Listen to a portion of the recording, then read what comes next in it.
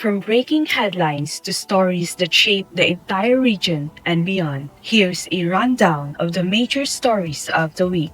Questions over the Ungka flyover's safety continue to stir public concern. After two major earthquakes that shook parts of the Visayas and Mindanao, the Department of Public Works and Highways has declared the 900 million pesos flyover in Pavia structurally sound. The DPWH Regional Director Jose Alfruto said engineers found no visible damage after rapid visual assessments. Still, the agency vows continuous monitoring.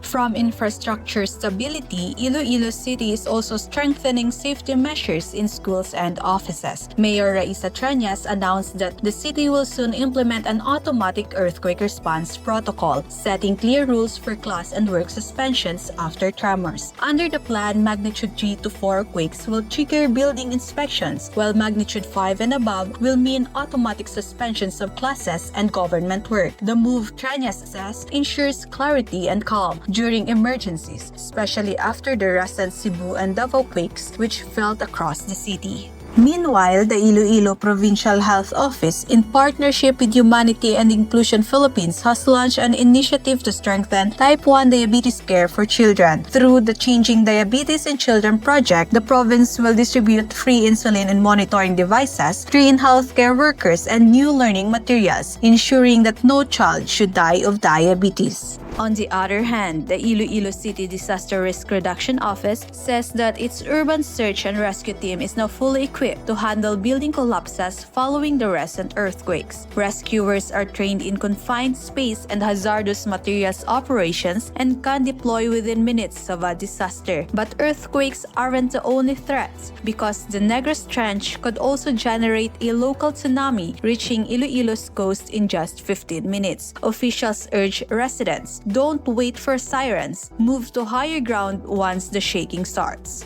Across the region, vigilance was once again tested this week after a magnitude 4.4 earthquake jolted Kimbal, Iloilo. The tremor, which is the strongest in weeks, prompted inspections, class suspensions, and a brief work stoppage at the Iloilo provincial capital. Governor Arthur Defensor Jr. ordered engineers to reassess public structures while schools awaited clearance before resuming classes. On the positive side, two major city landmarks, the Iloilo Central Market and the Iloilo Terminal Market, will reopen on October 30. Redeveloped under a 3 billion pesos partnership with SM Prime Holdings, the twin markets are expected to anchor the city's urban revival, blending modern architecture with heritage design. The city also assures vendors that the stall rates remain affordable, as Iloilo positions itself as a model for public market redevelopment.